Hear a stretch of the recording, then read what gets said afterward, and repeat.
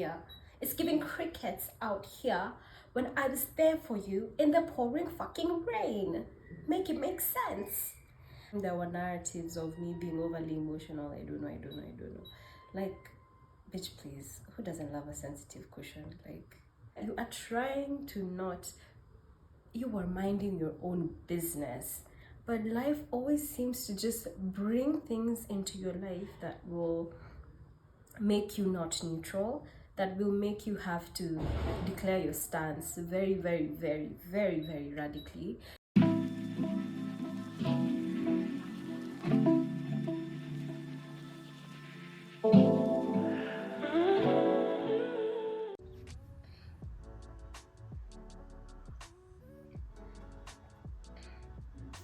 Hi guys, welcome back to my channel. My name is Victoria and this is Victoria's Reveries, a channel which hosts conversations on healing, self-care and manifesting our dream lives. And in this channel we have the Cozy Calendar podcast, and welcome to episode 3. Wow, it's been a great week. It's great to have you here. It's great to see you. I love making eye contact with you. I love making eye contact with you. Thank you so much for the amazing reception I've had in my last episodes. I know to many people amazing may seem like 10,000 views and likes and clicks and up, but to me what is amazing is just feeling like somehow my message is being fully conveyed and it's being fully received by the people who need to hear it the most. And it is quite encouraging to see that, as much as it might not be a huge thing for many people, for me it's quite big when I see a video I posted just hours ago is nearly 40 views up, when usually that's not the case. Maybe it would be 40 views up in like 3 days. But when I see that, let's say it's getting such a huge amount of it being watched, it's quite encouraging, it's quite validating. And in that vein, make sure that you like and subscribe to this channel, that you share this video if you care about me and if you care about the progress of this channel, and that most importantly, you watch all the way till the end so that YouTube registers that this is a worthwhile video and sends it out to other people as well. Whew, got that out of the way. Today, my drink for the day is hibiscus tea with lemon, and I like my hibiscus tea quite sweet, but with lemon, because in and of itself it's tangy. Hibiscus tea, just as a fun fact, is a great source of vitamin C, and especially if you would like for your skin to have great elasticity, produce collagen a little bit more, hibiscus tea is where it's at. Without further ado, let's get into episode 3, taking control. So episode 1 was about where I had been for the while that I had taken my long hiatus for about 10 months, not posting much on YouTube. And it was explaining my journey and the many changes I was going through. Episode 2 was about misalignment and struggling to find my way career-wise and finding something but maybe rethinking it. And episode 3 is naturally about taking control. So what do you do after misalignment? What do you do after you realize that you want to change your life?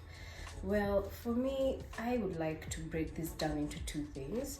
1, what to do, and then secondly, my story as usual, which is the reason for the podcast, so that I can share my story and hopefully it encourages, empowers, and strengthens someone out there.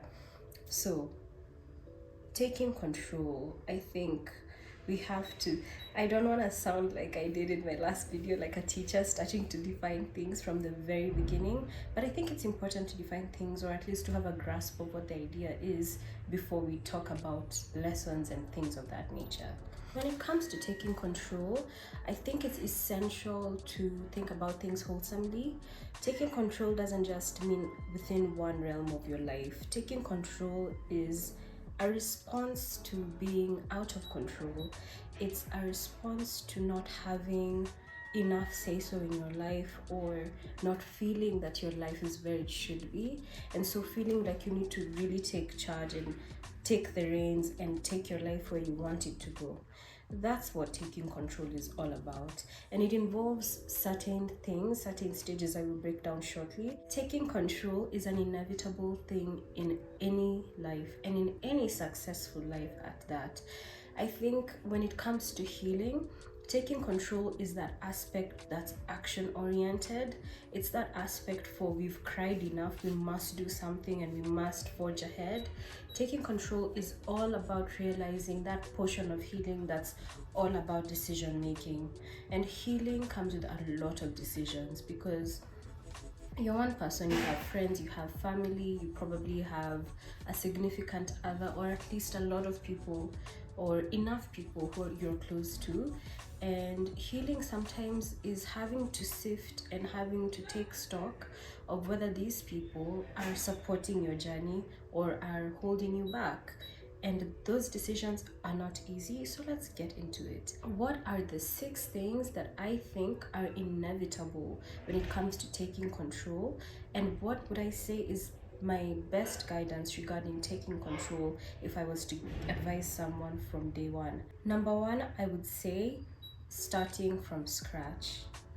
And I'm really excited about that portion, because I have a whole episode prepared. I have a whole episode prepared for next week regarding embracing new beginnings and having new beginnings as part of your healing journey. But when it comes to starting from scratch in this current topic, it's all about realizing that as scary as that is, it's also quite empowering. I remember we used to have these philosophy classes in uni where the lecturers would say that we are all born tabula rasa, which I believe is Latin for we are all born as a clean slate. No one has information when they're born. I mean, maybe genetic information or such, but no one has this is good, this is bad embedded within them. Usually wickedness is something that human beings pick up within the course of life, likely pushed by capitalism. But like I said, I love them swallows. And starting from scratch can be quite intimidating in your healing journey. I've had to start from scratch, as I will share later, severally. And I think that, as potentially discouraging as it might feel, it's also quite liberating. It's great to know that you have nothing holding you back, no one holding anything against you. You know that there's no past mistake that can curtail you from what you're doing, unless like you are out here catching bodies or something like that. But starting from scratch is it's like when you're drawing a line in the sand and you decide, this is what I will do, this is what I won't do, and you decide that that is your foremost point of accountability. That kind of starting from scratch is quite essential when it comes to taking control over your life, exercising control over your life. Second important thing when it comes to your healing journey and taking control is learning that your voice is king. Now, this is where a lot of people start to get their panties twisted up in a bunch. Just listen. I know if you're out there and you're a very strong personality, you might have trouble understanding why this might be a struggle for someone. But if you have always had to ask people for their opinion, or you have always had to be a person in a group rather than just a person as an individual, and you've always had to exercise your decision making from the standpoint of what does everybody think, what is most agreeable, knowing your voice might be difficult, or might be quite your own internal voice might be a stranger to you. Or secondly, you haven't exercised it enough to where you can actually confidently say, this is how I know my voice, this is how I trust it, this is how I know my voice is leading me into using coping mechanisms from past trauma, and this is how I know my voice is actually leading me to a higher good. And if you have never done this is incredibly important. If you're trying to exercise control over your life, this is incredibly important. And I think it's also very important to distinguish your voice versus other people's voices. Sometimes, did you know that sometimes the voices in your head that are torturing you, that are giving you imposter syndrome and talking down upon you, these are a reflection of the voices of your abusers. When did you learn that you are stupid? Or so they say. Or when did you learn that you're good for nothing? Somebody probably told it to you and you internalized that as a core belief. And that's how it becomes very important that if you're trying to exercise control and take control in your life, you need to have a line in the sand, that's your decision making, and decide that this is the day I will lean into my voice. I will just decide upon what I think, and what everyone else says is secondary. It's secondary. It is very important, and I think that I'm especially passionate about that voice aspect because I've seen a few people around me, people who I learn coincidentally or I meet and I bump into in life, people who are such good people with such kind souls. You just want the best for them, but where they fail is that they don't know how to listen to their own voice, and it holds them back from getting the kind of happiness they deserve, demanding what they should in relationships, demanding what they should at work, asking for the money they deserve. It stops them because they don't have that internal anchor that just won't let them rest because it's not developed. And listening to your voice and also leaning into your intuition, because they're kind of interlinked, is something you can only do. You have to exercise that muscle, and the more you exercise that muscle, the stronger it gets. Your voice is paramount. You cannot be driving a car without knowing where it's going, and that driving the car is you taking control of your life, over your life, and knowing where it's going is having your voice direct you. You just can't be a blind driver.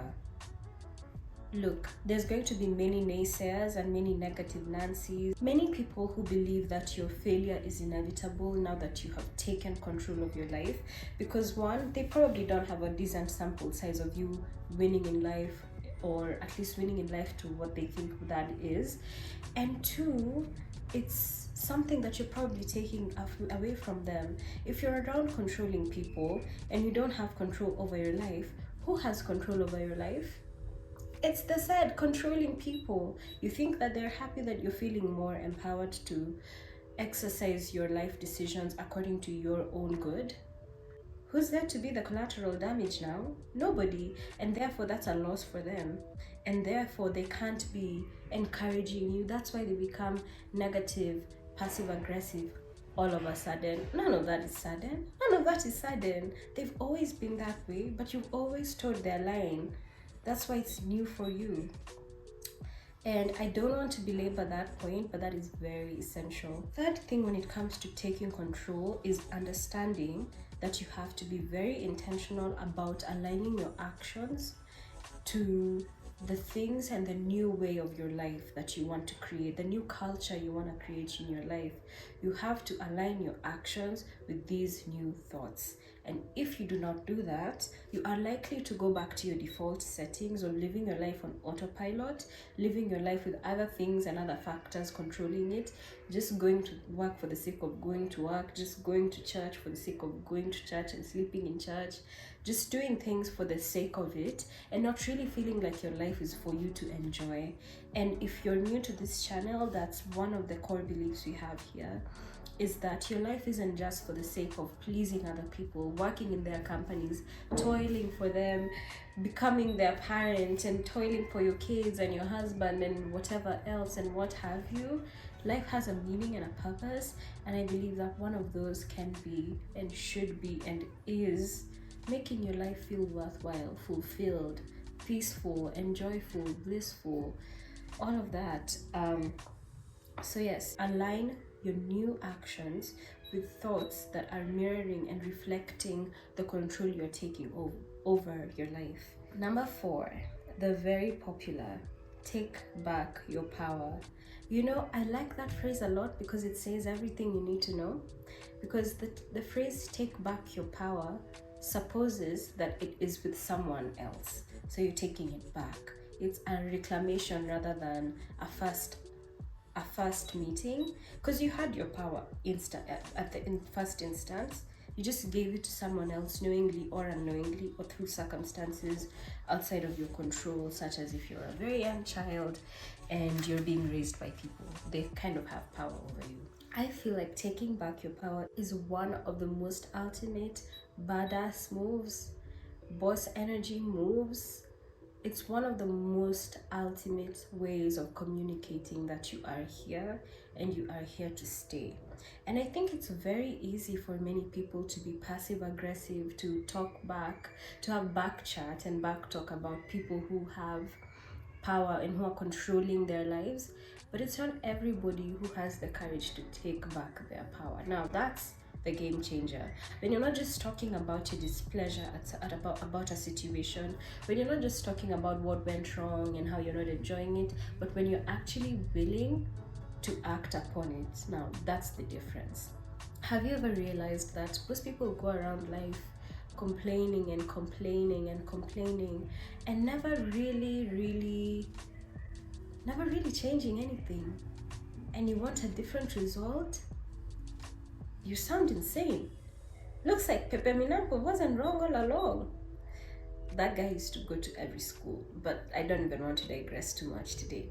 But yeah, that looks like exactly what he said. You can't have a different result if you're not willing to change things. The second thing I really like about the statement taking back your power is that it allows for a natural outgrowing of people. It allows for you to do what you need to do for yourself, and hopefully you have kind, loving, supportive people who would respect your sense of agency, who would respect your sense of personal liberty, and who will support you along the journey. But it's also recognizing that if you do take back your power respectfully and the people around you don't respect that, or they act some type of way, that you're going to be quick to cut a nipper off. And you're going to off their head. Let me give you this analogy, right? When you're watching a show and someone new comes to the show, yeah, you never really second guess it. You just say, oh, this person is now replacing this character and it's now a new actor. You recognize that it's just a character that has exited stage and one is new for the show, and the show goes on. I want you to look at your life in such a similar fashion, that the people who came up to stage, a certain stage of your life, are there and they were there for a reason. They taught you the lessons you needed to learn, and you maybe taught them lessons if they're willing to see as well. And now if they're living your life, they've now gone into a new chapter of their lives that has you outside of it, and you now have a chapter of your life that has none of them, and now new characters enter stage. Not that you consistently are out here looking for rebounds, but you understand that you have a life, you have emotional needs, and other people can meet those needs. Perhaps more loving, more caring, more supportive people, the people you probably deserved in the first place. That's really how simple it is. I know when it comes to living people's lives and exiting stage from people's lives, a lot of people usually approach it from a very combative point of view, like it's about hating people. So now that you've left my life, I want you to die, I want you to suffer, I want nothing good to ever happen to you. And while maybe at the beginning it might feel that way if someone has betrayed you, I think if you truly embody peace and if you truly value that, even if it's not your good to see, everybody deserves love, and maybe you don't feel like you're the person to give it to them or to be there to see that, but you recognize that that's a basis for all of humanity, and so you're not bitter and trying to destroy people. Now the funny thing is that the opposite is not always true. You might move on with your life, and then the funniest part is when you start and even make peace with other people being peaceful outside of you and enjoying their lives outside of you, and then now hearing back that it is a complete opposite. And I think it's really reflective of people's heart posture in the first place. But what's most important is that taking control over your life, you take back your power and you do it shamelessly. It's your life. Another thing I would say is a huge caution when you're taking control over your life is that you realize that you taking control is for you and it's not for anybody else. You, let's say, choosing to go from misalignment to alignment is for you, and is not for anyone else.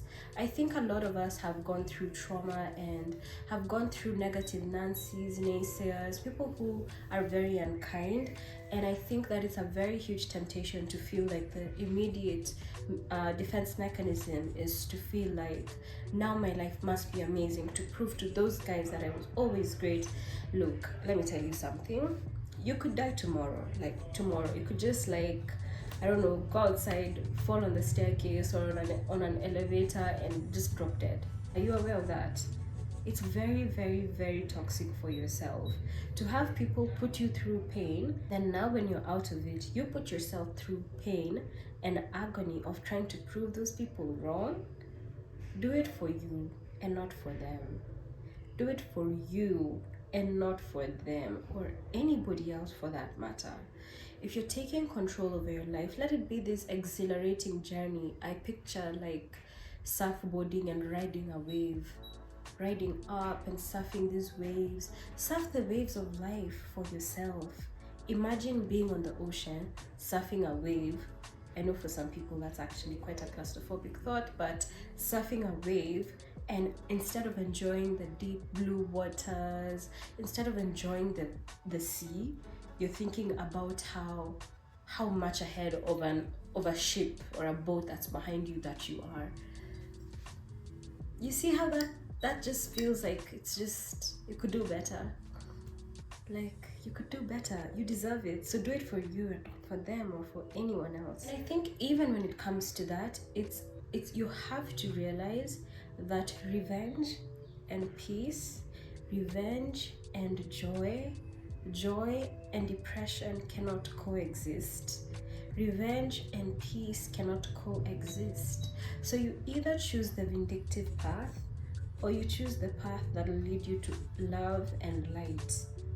And you have to make that decision. And I think it's such a cheapening of your healing journey to let your life just be an act of revenge. Don't let your life be an act of revenge. Let it be an act of peace, an act of joy, an act of love. But an act of revenge, it means you never really quite evolved out of the things that even caused you to be in that position in the first place. You made it all about them.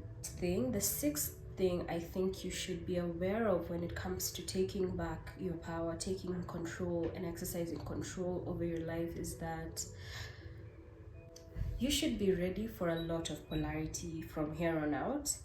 And when you're going from misalignment to alignment, like I said in the last episode rather, it's a very there's a lot of polarity, and it's a road. It's like you're going from direct opposites, from one direct opposite to another extreme end, and that can be a grueling process. And if you know about this concept, it feels like a quantum shift, because it feels like every fiber of your being has changed internally, and you are experiencing life at a pace that's not quite, I don't know if it's just in my healing journey, but I feel like when your mind opens regarding something that you had never really thought about, or when your heart and your mind are exposed to a huge truth, you just can't unsee it. And it kind of reminds me of the time in the Matrix when Neo was taking the pill to see the truth, and he was being told that he couldn't go back, which I have a whole episode lined up for you guys regarding escaping the Matrix, but that is for another day. But it's such a soul-shaking truth that you cannot unsee. And I think that's the most important thing when it comes to taking back your power, taking control, is understanding that you have to deal with polarities. For instance, one polarity is that you see that you have gone from a part of your life where everything was one way, then suddenly everything seems out of order, so to speak. It's just not that it's out of order, it's just a different order than what you're used to. I think another huge polarity that occurs when you start taking control over your life and you start being intentional about your healing is that on one end you could feel the lightness, the rewards of healing, the beauty of the growth. You start reaping those rewards, and at the same time you still are human, you still went through loss. So there's the polarity of the occasional grief depending on the relationships you lost, the people you lost, things of that nature. And these two things are usually very interesting to live through. So yes, those are the 6 things I believe that if you want to take control over your life and you embody those tips, you are going to be freaking unstoppable. So in this segment of the episode, I'd like to share a little bit of my story that might impact how you view taking control, and that might be a light for someone who's out there wondering how to do it in the first place. Now, I've had a very interesting recent few years. It's something that I've openly shared about, in as much as I don't share the nitty-gritties, which are my personal business. I think that it's quite important to just set the stage by sharing that part. Now, I had a discussion with my younger sister a few days back where she was telling me, Vicky, don't you think it's so interesting that life always seems to put you in this position where you have to just take the reins and where you have to just be the first person to do something every single time? And I thought to her, yeah, that's so true. The background was that I was feeling a little low that day, and I was telling her about something, and my sister is the best, man, and she was just encouraging me about it. And I think she was, you know how sometimes you just need someone in your corner who understands you, and someone who can like see your face and just know your mood. I wouldn't necessarily say that is always the case with us, because like life happens, but I think she could very easily do that, and sometimes she just knows the right things to say. And I think I really needed to hear what she was sharing with me that day, part of which I've shared with you. But it's very interesting to be a person whose life always puts them in a position of, you are there, you are trying to not, you are minding your own business, but life always seems to just bring things into your life that will make you not neutral, that will make you have to declare your stance very, very, very, very, very radically, and you have to act in step with that. And as interesting as I find it, I also find it to be, I like it. I've grown to love it. I love that my life is quite different from what I initially viewed. I initially thought I wanted, because it means that I feel like my life is a lot more interesting than what I initially thought it would have. I think I had a very linear projection of what I wanted my life to be, but when it comes to taking control, I've had to do it in very many realms of my life within the last year or so. Within the last year or two, I've had to really take control. And I think because I started taking control, I also felt what I'm sharing with you, that there was a little bit of pushback that I was taking control. I was always known as the unproblematic one, but at the same time there were narratives of me being overly emotional. I don't know. Like, bitch, please, who doesn't love a sensitive cushion? Like, anyway, I think because I've had to take control, I've also faced a lot of pushback for the same. And while on one end I acknowledge it wasn't the most pleasurable thing, on the other end, I think it's quite given me the opportunity to see the people who are truly there for me, the people who truly love me, the people who I'm willing to ride it into the sunset, to ride deep into the sunset with. And I think I would say when it comes to friends and family, that's an arena of my life. In my general relationships, that's an arena of my life where I have taken full control. I've grabbed the bull by the horns, and I have said, this goes here, this goes here, this is for this is for this. And by that I mean I have determined the people who are within my close circle, the people who I had to release out of my close circle. I've learned how to vet. I have learned how to vet the people who truly care, the people who care as lip service. And while that came with a lot of loss, And that came with a lot of, oh my God, I can't believe that so and so is silent in my hour of need. I can't believe that so and so is completely, it's giving crickets out here. It's giving crickets out here when I was there for you in the pouring fucking rain. Make it make sense.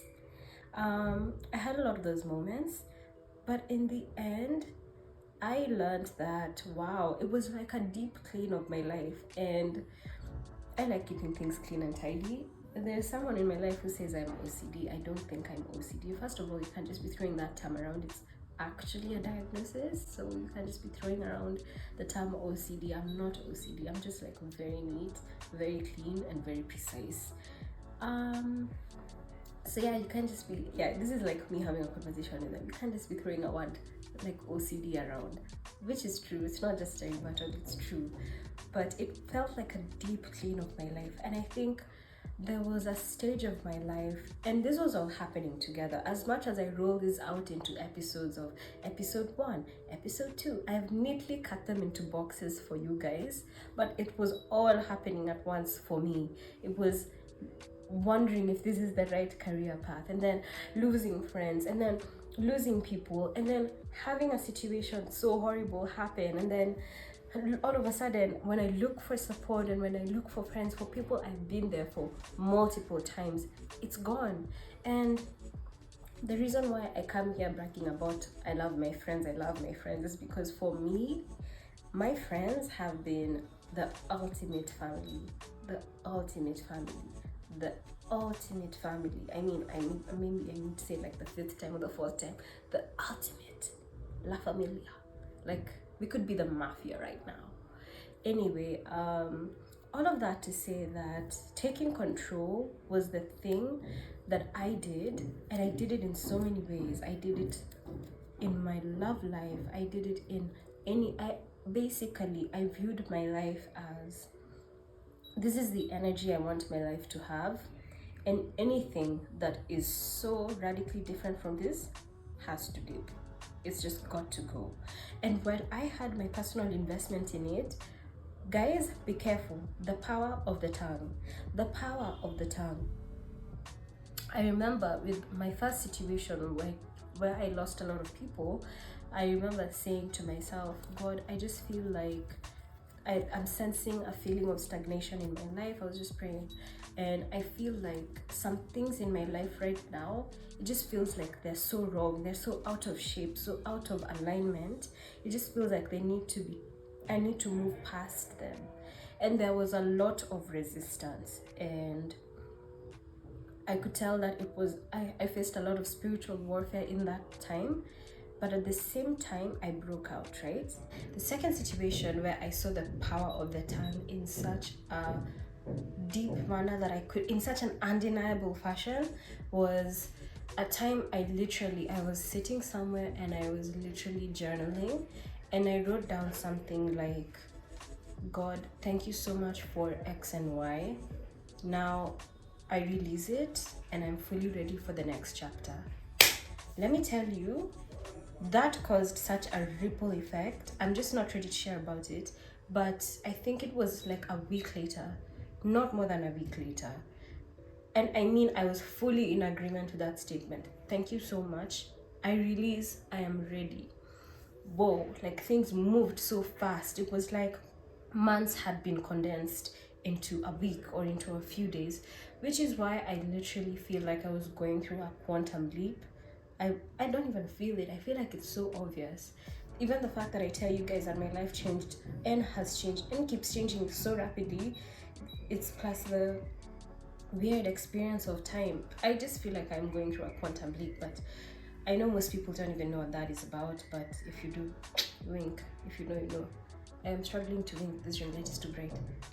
If you know, you know. But anyway, yes, the power of the tongue is huge. As I finish this episode, I just want you to know that taking control of my life over my life has been the most rewarding thing.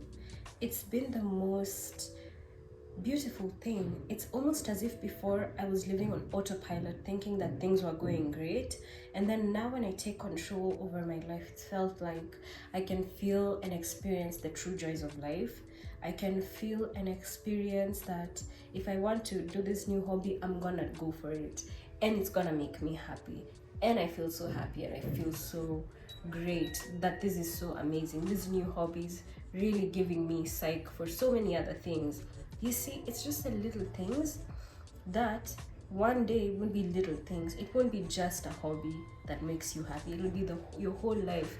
You'll make so many small incremental changes that are initially uncomfortable, are initially painful, are initially leading into territories where you feel lost, but eventually those small incremental changes become a new you, and before you know it, you can't even recognize yourself, and you have gone through a beautiful life, a life that just keeps getting better and better and better and better.